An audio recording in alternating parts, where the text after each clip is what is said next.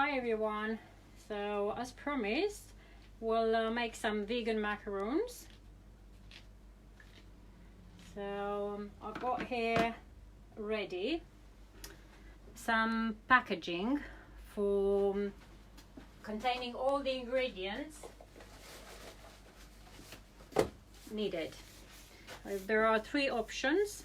The first option will include literally just the almond powder or the sunflower powder, and the icing sugar and the beetroot powder. So it's all organic, no colors or any chemicals included.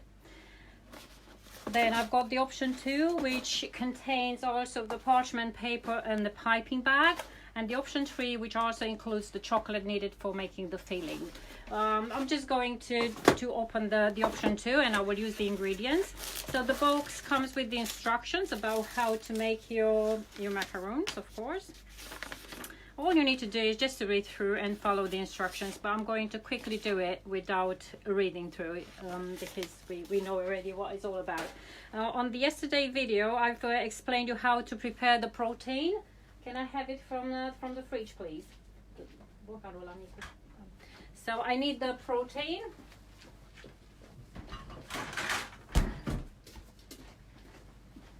That was made yesterday and kept over the night in the fridge, but you don't need to keep it for a very long time. Just like 30 minutes will be more than enough. But as you can see, it's already foamy. So that was made out of water, 112 grams of water, along with the required quantity of protein, which comes ready packed for you. Okay, so this is the protein. What I need to do now is literally to boil some water and sugar. I'm going to use the Italian method of making the macarons, like, you know, the most popular method, I would say. The French method is also fine, but because it doesn't include any cooking, it might be a bit tricky to use. So yeah, we'll just go for the Italian method. So all I need is a stove. I've got an induction plate, but you can obviously use whatever cooking stove you've got handy. I'm going to measure 40 grams of water, just tap water. So just 40 grams.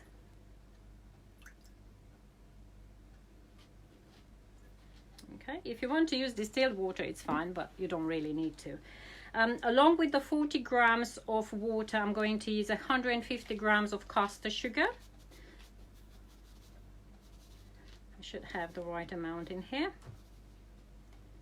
Okay, so 150 grams of sugar with 40 grams of water. I will start boiling in a sec. Unfortunately, you will need a thermometer, so it's very hard to judge by the eye when you reach the right temperature, which should be about 117 degrees Celsius. Before starting to boil this water and sugar, I'm going to set my stand mixer. I'm going to use a stand mixer. Now, if you don't have a stand mixer, if you have a hand mixer, it might be a bit difficult because you need to pour the hot liquid into your meringue, and that might, you know, require a bit of help. It's very hard to deal with just two hands, but whatever you think it will work. I mean, to be honest, the stand mixer nowadays are quite cheap, so you can get a decent one for about 50-60 pounds or whatever. So I don't think it's a huge investment in you know, considering you are going to do lots of baking in future.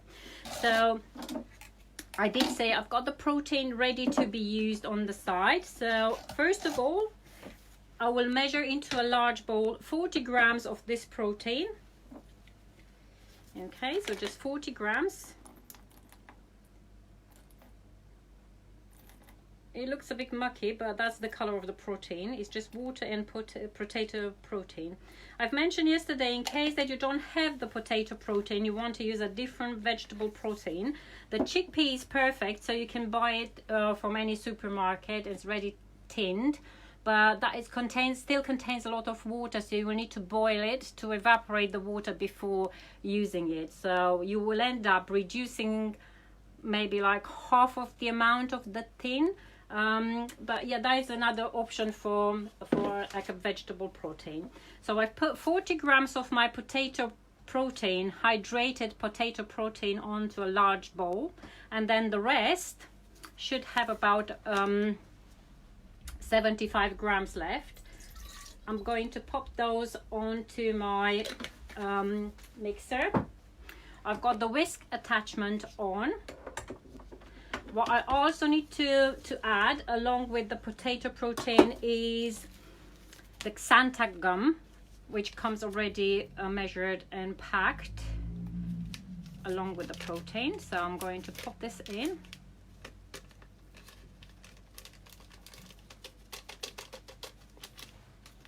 Okay, and then I'm going to start beating. It might be a bit noisy, so I will try to raise my voice, but in case there is something which you don't pick from my saying, you can always, you know, message or ask questions. But I'm going to set this to medium speed.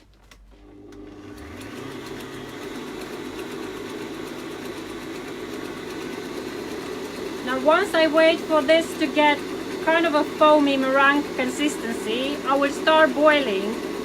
The aim is to get the both ready to use at the same time. So to get the foamy consistency of my protein, just one sec, I've just noticed that some of the gum is set on the side of the bowl, so I will just scrape it.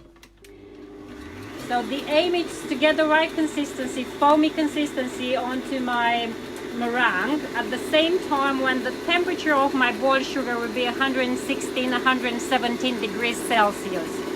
So I'm going to start boiling this. So all I need to do is just wait till the temperature raises, and once I notice that it starts boiling, I will check the temperature using the thermometer. Now the thermometer is not a huge investment. You can buy a very cheap one, and I will suggest to buy one which can be inserted, or you can use a candy thermometer. If you use the one which looks like a gun, the infrared one, it might not give you accurate reading. So this is, you know, the best one to use, and it's very cheap. I think you pay somewhere near £5-6 for it. You could buy it. You can buy it online. Trying to put this on. And obviously waiting for the sugar to start boiling before taking the measurement, as it's pointless to measure the temperature when it doesn't boil, because it's definitely under 100 degrees. You don't necessarily need to stir. If you want, you can do so, but it's just pointless. In the meantime, my meringue looks quite nice, but I keep saying meringue, but it's not based on eggs, so it's just the potato protein and the xanthan gum. Okay, I can raise the temperature because the meringue looks quite foamy.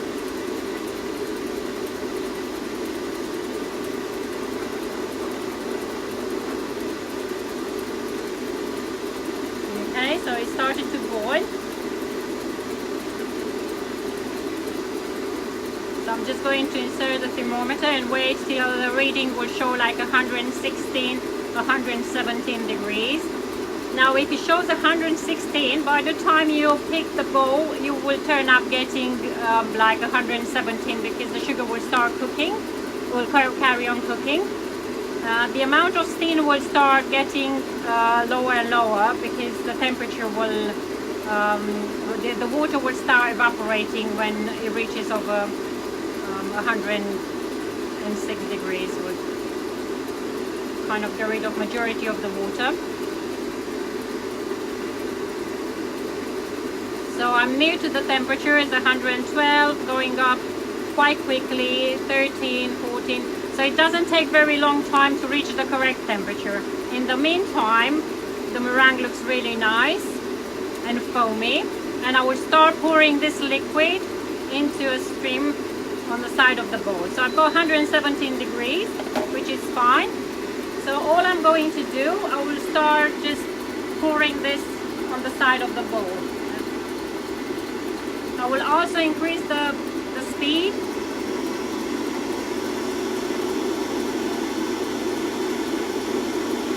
And then just gently continue to pour the hot liquid.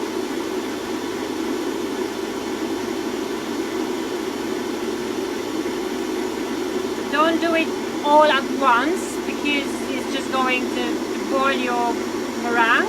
Just gentle. gently, increasing the speed into one single stream.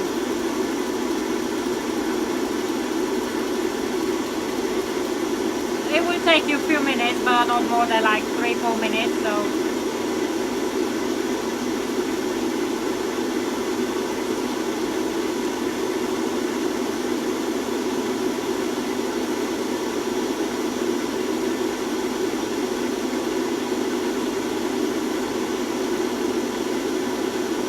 I did say about the potato protein that it's quite convenient to use, but in case that you don't have it or you don't want to buy it, you can just use the chickpeas. But to be honest, by the time you buy the tin chickpeas or you start boiling your own, the amount of time you need to spend, it doesn't justify the cost of the, buying the potato protein. And the potato protein is the purest one available at this point. And it's quite efficient. It gives you the same results every time.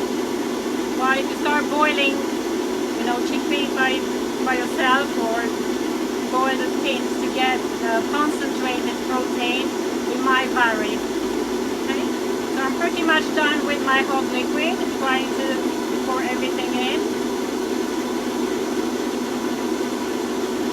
I will still leave the mixer on with high speed. That will help the meringue to get the right consistency and also to cool down. Now I don't need heating plate anymore.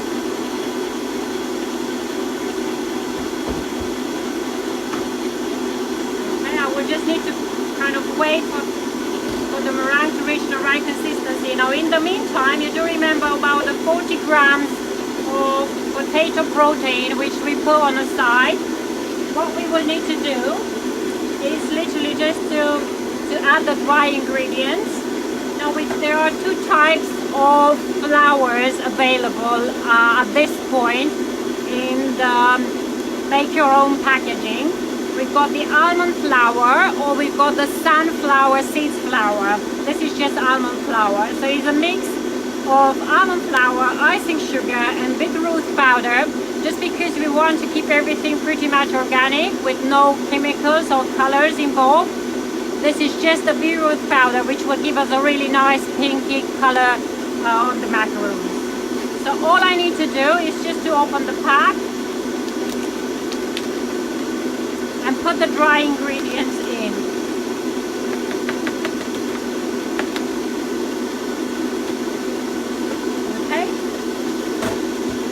Then using a spatula, I'm just going to incorporate that liquid into the dust. In the meantime, my meringue is just starting to look very good.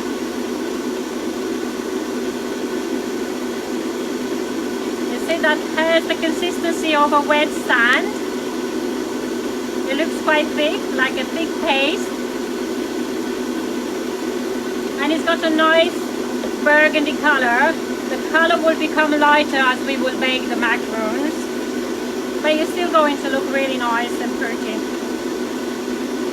The flavor of the beetroot is just kind of a fruity flavor, so it's not going to affect the finishing of the flavor at all.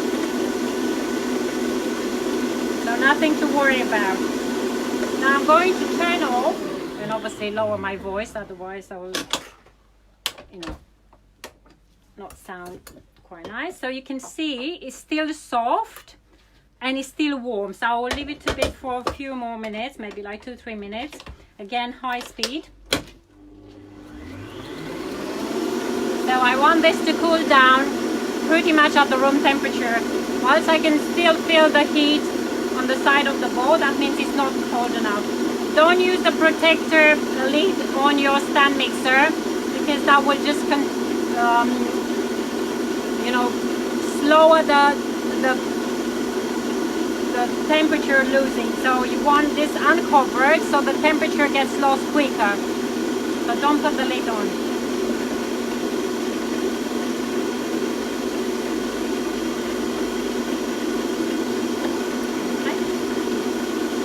Now once I will have all sorted and mixed, I will definitely need to use a piping bag So option 2 and option 3, they will come along with a piping bag and a piping nozzle. If you already have those, then it's pointless to order the option 1 or option 2. I'm just looking for the nozzle now. Just see if they got lost. No, here. I've opened the wrong packaging. So it's literally just a nozzle. It's a number 12 nozzle from Wilton. But you can use this nozzle to pipe your macarons and also to pipe the filling. And you can very easily just clean the bag. It says that it's a single-use bag, but to be honest, it's so strong it can be reused a few times, but it needs a good wash. So you can use the nozzle to pipe your macarons and also to pipe the filling. You know, you remember you've done the filling yesterday. To set the piping nozzle, I'm going to wrap the piping bag over my hand like a cup, and then just pop the nozzle in and push it right down to the base of the bag. Then using a scissor, I'm going to run this on the side and literally just snip off the top. And then I usually use a very tall mug or jar, and I will just fold the end to make sure I don't get any drips. And then I'm going to put my funnel mixture in here. So the consistency of the meringue should be now okay. It's still softer than the normal meringue, and it's a bit elastic, but it's still quite firm. See, that's pretty much what you are aiming for. Yeah, so ignore the 11 o'clock texture you normally look for when you do the normal meringue. So this is slightly softer, but it will do. So I'm going to clean off the whisk. Okay, and I'm going to add the mixture in 3 batches. So we'll start with just a large spoon or silicone palette, and I will fold this in. Now, because the paste is ready, it's quite firm. Yeah, it might take you know, a little while for the first batch of the meringue to be incorporated. I quite often use the J motion to incorporate, but just scrape the sides and then fold in gently. You don't need to rush and you don't need to beat. It's literally just folding in. Okay, once it's all incorporated, you'll put the second batch. Okay, if you look at my meringue, you can see the stream where I've been kind of pouring the hot sugar. So don't have splashes all over the place if you put that into a stream. Okay, so another good scoop of meringue.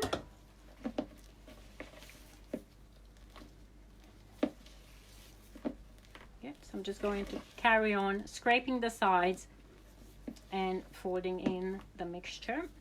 So just scraping around, do the J motion, scraping around, do the J motion, and then also fold in the meringue. So the final consistency should be like lava-like, same kind of consistency we aim for when we make the usual macarons. So just going to pop the third and last batch, scraping the sides. Okay, I don't need the stand mixer anymore, so that will go on the side, and I will continue to fold in. Now at this point the mix is already kind of soft, so the incorporating process, it will be, you know, easier to achieve and quicker. You don't need to beat, you just literally need to scrape and fold in. Okay, till you get an even looking consistency. In the same time, you need to look for the right consistency in regards with the thickness, and to get that even lava-like finishing. Okay, so keep going with the palette knife, or with the silicone spatula on the side. I would suggest you to use a silicone spatula because it's soft. Now a palette knife is obviously more rigid, it's made out of metal, but this is quite soft and it will help you to incorporate the meringue into the mix. Okay, the color does look quite nice and it's even throughout. So again, just scraping the sides to make sure that you don't have any unmixed paste right at the bottom.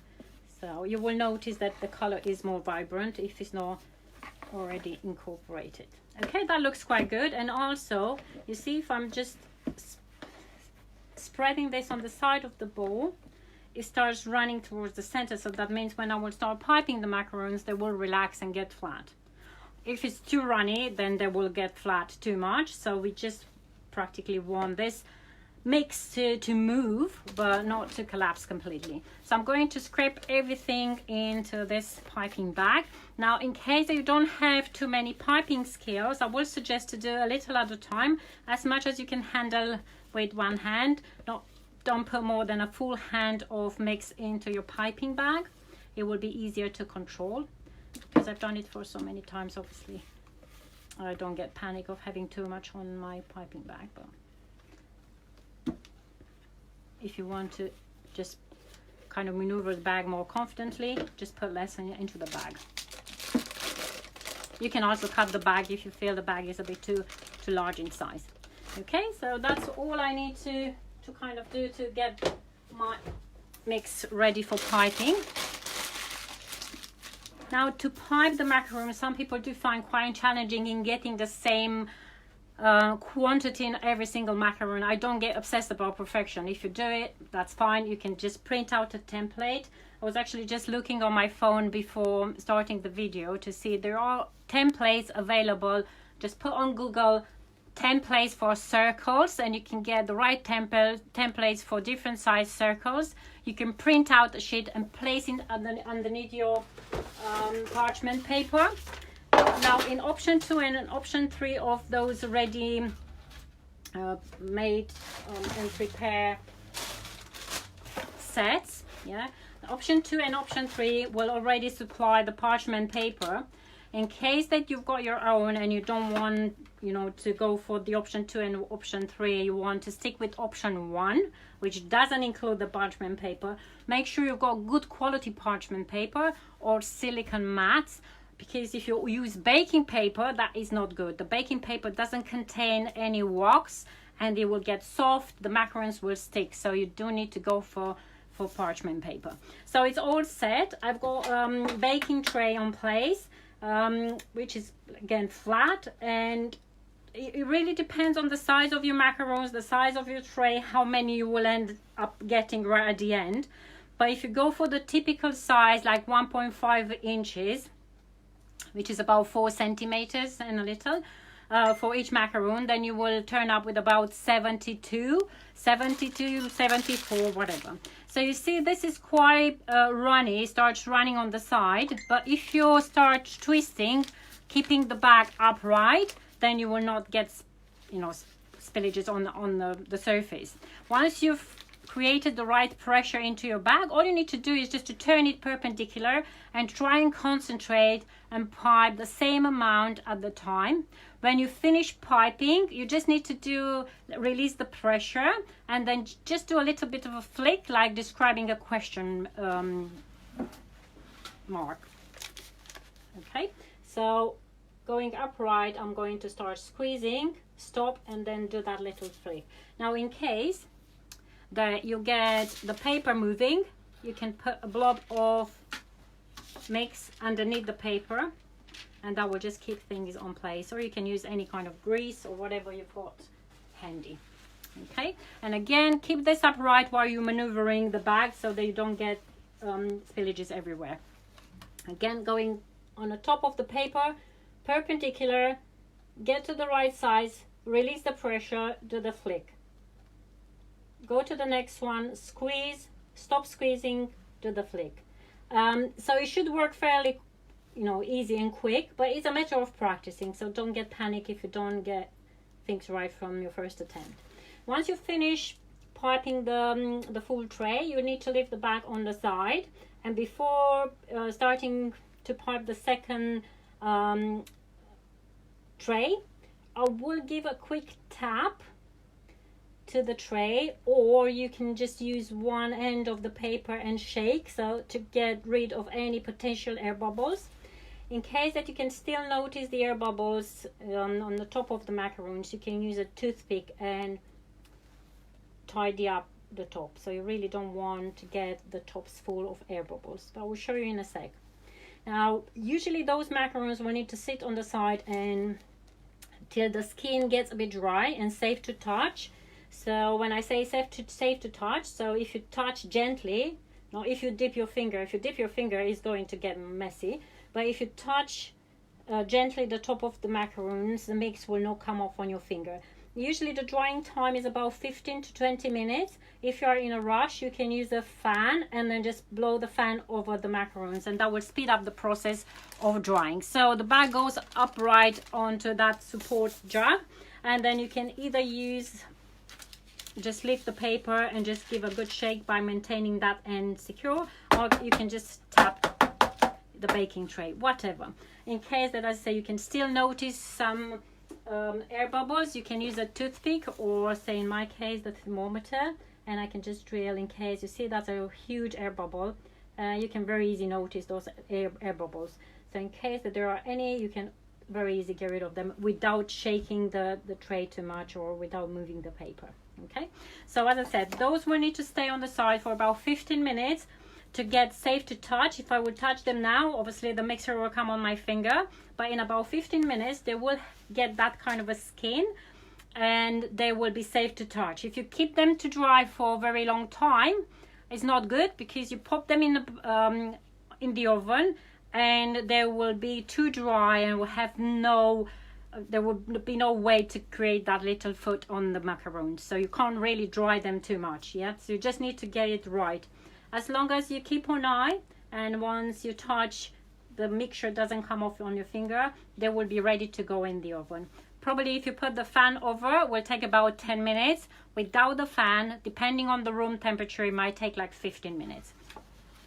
Now I've already prepared a batch a bit earlier. Those are just freshly baked. They just came out from the oven. As I said, I'm not obsessed about getting the perfect shape or perfect size. If you are obsessed, you can use a template. But I usually use them for various projects, and I don't mind if I get slightly different sizes, as long as they look nice to be matched in a pair of two, then it's fine. But literally just lift the paper and they do come off very easy. They've been baked at 140 degrees for 12 minutes, and then some ovens do behave. So if you pick your macaron while it's still in the oven and you notice that the top is just sliding, is moving a little, or if you try to slide the macaron, leave them for a further 2 minutes. Overall, it shouldn't take more than 14 minutes. If your oven is burning it's too hot and you cannot control the temperature, I will advise to go for 130 degrees and then leave the macarons for a bit longer. But they are nice and very soft inside. Okay, they will practically look the same if you use sunflower seeds, and the reason why I keep saying about the sunflower seed instead of the almond powder is some people are allergic to nuts, so the sunflower seed is a good replacement for making macarons for people allergic to nuts. But as you can see, the macarons are nice and soft, and as I said, they've been done like 10 minutes and they're still a bit warm. Once they are cold, cold enough to be maneuvered, you can just pick them up and place them face down. And you do remember about the ganache we've made yesterday. This is the one we've made. I also have got here a ganache, again a vegan ganache, made out of white chocolate. I know it's silly, there is not such a thing as white chocolate, vegan white chocolate. The flavor is completely different, but it's called white chocolate, vegan white chocolate, and we don't sell it, but it's available to buy on Amazon. It's quite expensive. It doesn't taste great, but if you mix it like 1-to-1 white that kind of white vegan chocolate with some fruits. What I did here was literally just to boil some strawberries and raspberries with very little sugar. You get more like a jam consistency without adding any pectin or anything. So if you boil the fruits in their own syrup without adding the water, you get a thick consistency. So mixing that consistency with 1-to-1 chocolate with fruits, it will give you this kind of ganache, and it's quite nice. It's got a nice flavor. Okay, if not, the ganache we've made yesterday is quite firm, but I can warm it up in my hand to get easier for piping. That was made out of 100 grams of vegan dark chocolate and 100 grams of coconut milk, the one which you can buy from any supermarket. I've boiled the milk, and while the liquid was still hot, I've mixed with the chocolate, and that's how I've made the ganache. You can obviously use almond milk if you prefer. Now the option 3 includes 200 grams of this vegan chocolate, because you practically need a bit more than just 100 grams to fill all the macarons, or you might just decide to use that chocolate for another project. So I think that's quite soft now.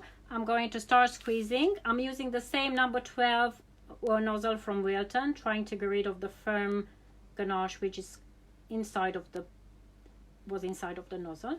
Okay, and then the one which I've softened with my hand, all I need to do is just to pipe a dam around the macaron. Okay, quite near to the edge. Stop squeezing and then put a little blob in the center, or you can add a fruit in the center and it will look nice, and then pop the second one on top, and you've got the macaron. Delicious macarons, vegan macarons, very easy to make. You don't need to be a specialist to create those macarons. All comes ready packed for you. You only need few ingredients which you always have in your kitchen handy. So if you want to make them to look prettier, and if you've got any gold foil, you can also do a touch with gold foil and make them to look quite nice and presentable. But I hope you've enjoyed. In case you've got any questions, you can post them and I will obviously take my time and reply. And I will attach the link to the website in case that you are thinking of ordering some protein and try and make your own macarons. So good luck with that. Bye bye.